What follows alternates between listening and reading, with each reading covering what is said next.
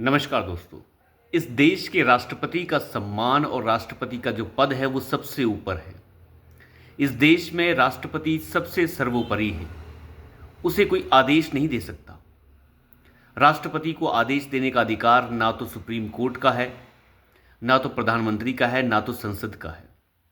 संसद के अगर दोनों सदनों को संबोधित करना हो तो ये अधिकार भी केवल राष्ट्रपति के पास है, किसी और के पास नहीं है। लेकिन सुप्रीम कोर्ट अपनी मर्यादाएं भूल रहा है। सुप्रीम कोर्ट को लगता है कि वो सबसे सर्वोपरि है और वो कुछ भी कर सकता है।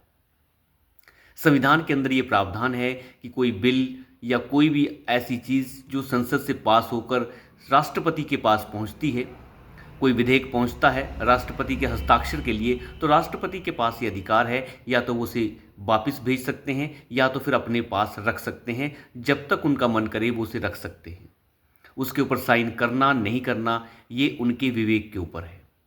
संविधान में इसका कोई प्रावधान नहीं है कि कितने वक्त के अंदर राष्ट्रपति को उस विधेयक या उस बिल के ऊपर साइन कर कर वापस भेजना है या मना कर कर वापस भेजना है। इसका कोई भी प्रावधान संविधान के अंदर नहीं है। और ऐसा ही मामला राज्यपाल के मामले में भी आता है। जो गवर्नर्स होते हैं, गवर्नर्स के पास कोई बिल या विधेयक जब भी आता है तो वो उनके विवेक के ऊपर होता है कि उसे बिल को वो अपने पास रख लें, हस्ताक्षर ना करें, या फिर हस्ताक्षर कर कर उसे वापस भेज दें, या फिर बिना हस्ताक्षर के ही वापस भेज दें। तमिलनाडु में ऐसे अभी हो रखा है। तमिलनाडु में तमिलनाडु की सरकार बिल पास करती है, गवर्नर के पास भेजती है, लेकिन गवर्नर उसके ऊपर कोई जवाब नहीं देते।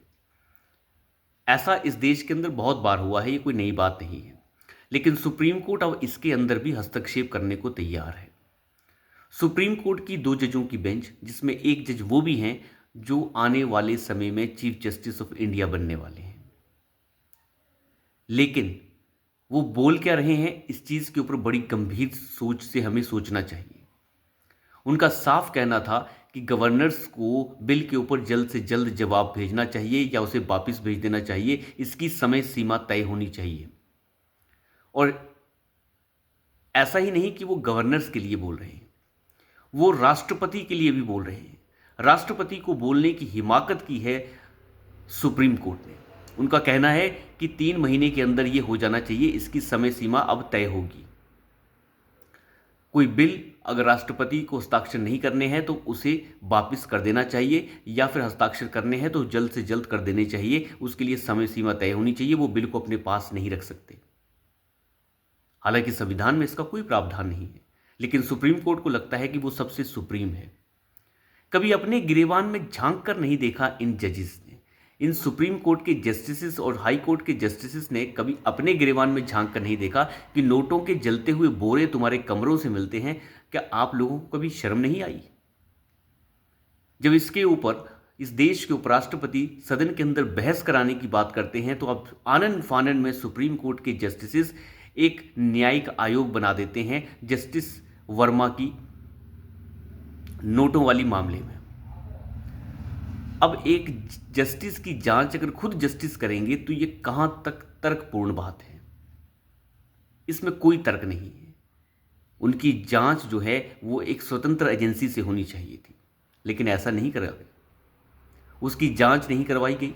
उसके ऊपर कोई एफआईआर दर्ज करने का आदेश चीफ जस्टिस ऑफ इंडिया ने नहीं दिया, जिसका अधिकार उनके पास है, लेकिन उन्होंने उसका इस्तेमाल नहीं किया।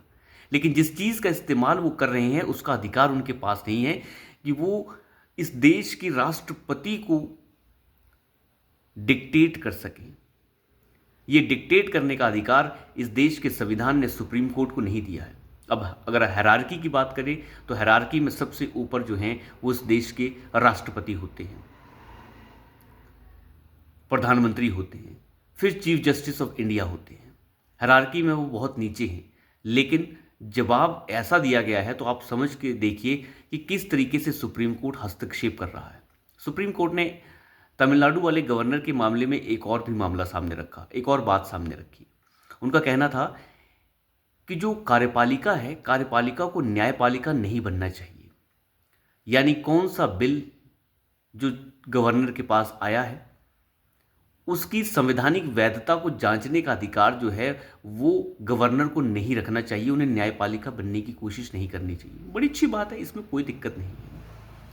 लेकिन आप न्यायपालिका होते हुए कार्यपालिका बनने की कोशिश क्यों कर रहे हैं? आप न्यायपालिका होते हुए कार्यपालिका के कामकाज के अंदर घुसने की कोशिश क्यों कर रहे हैं? उत्तर प्रदेश के अंदर अगर अवैध निर्माणों के ऊपर बुलडोजर चलता है तो आप कहते हैं कि अब हम बुलडोजर भी अपने हिसाब से चलाएंगे। आज तक उत्तर प्रदेश की सरकार को एक बार भी सुप्रीम कोर्ट ये नहीं बता पाया कि आपने बुलडोजर अवैध तरीके से चलाया है, क्योंकि बुलडोजर तो चला ही अवैध ढांचों के ऊपर है। ये नहीं बता पाए कि आप अवैध चला रहे हैं, आप गलत कर रहे हैं, फलाना कर रहे हैं, ढमकाना कर रहे हैं, ये कर रहे हैं, वो कर रहे हैं, लेकिन जवाब नहीं होता सुप्रीम कोर्ट के पास। तो आप अंदाज़ा लगाइए कि कार्यपालिका के अंदर घुसने का कितना ज़्यादा जो प्यार है वो न्यायपालिका के पास है। जब मुख्य चुनाव आयुक्त की नियुक्ति करने की बात थी, जो संविधान के अंदर है कि इसके ऊपर जो है सिस्टम कोई तैयार होना चाहिए, जिस सिस्टम को तैयार करने के लिए सुप्रीम कोर्ट आदेश देता है, ठीक है, कोई दिक्कत नहीं है। सरकार को जो है कहता है कि आप इसके ऊपर कुछ बनाइए, सरकार बनाती है, लेकिन सुप्रीम कोर्ट उससे पहले ये कह देता है कि नहीं, फिलहाल मुख्य चुनाव आयुक्त की नियुक्ति के लिए सुप्रीम कोर्ट का चीफ जस्टिस भी शामिल होगा। क्यों शामिल होगा भाई, क्यों शामिल होगा? आज तक तो कभी शामिल नहीं हुआ। सुप्रीम कोर्ट के चीफ जस्टिस का क्या काम है इस चीज़ में? और सुप्रीम कोर्ट का चीफ जस्टिस और दूसरे जस्टिस बिल्कुल नापाक हैं, वो भ्रष्टाचार नहीं कर सकते, इसके क्या क्या क्या सबूत है इसके? क्या ऐसा कभी हो सकता है कि वो भ्रष्टाचार न करें? नोटों के बोरे तो आपके घरों से मिल रहे हैं, तो आप तो कुछ नहीं बोलना चाह रहे। आप ये भी नहीं बताते कि चीफ जस्टिस और जस्टिस की जो नियुक्ति है, उस नियुक्ति के अंदर कितनी पारदर्शिता है। आपके मामा, भांजे, भतीजे, भाभियाँ सब के सब जस्टिस बन जाते हैं। किसी का बाप अगर जस्टिस है तो उसका बेटा जस्टिस बन जाता है। ऐसा क्यों?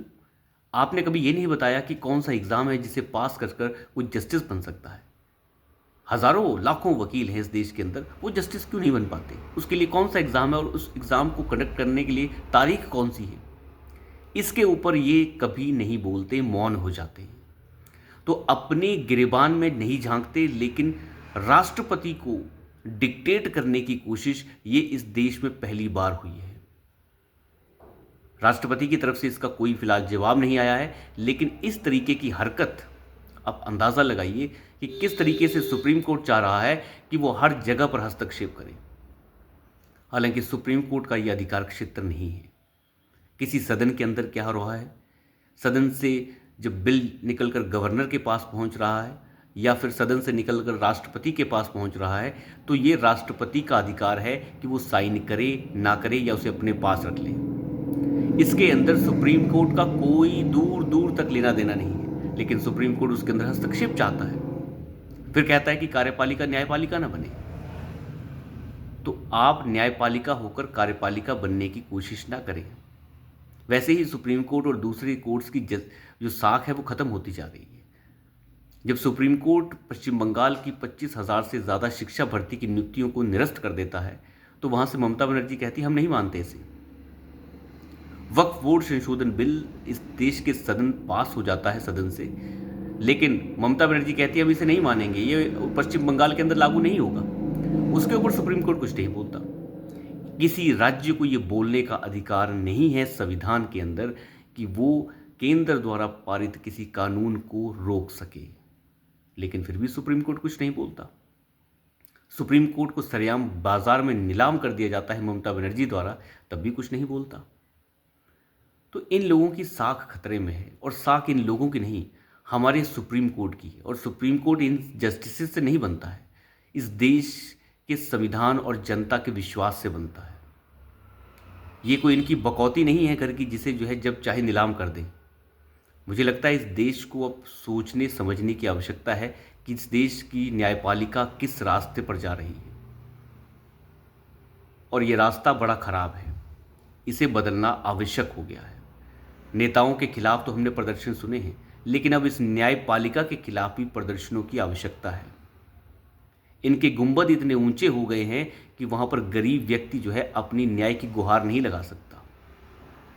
हजारों केस पेंडिंग पड़े हैं, लेकिन सुप्रीम कोर्ट को आतंकवादियों के बेल के केस रात को 12 बजे सुनने हैं। ये है सुप्रीम कोर्ट की हालत। तो अभी के लिए इतना ही। धन्यवाद।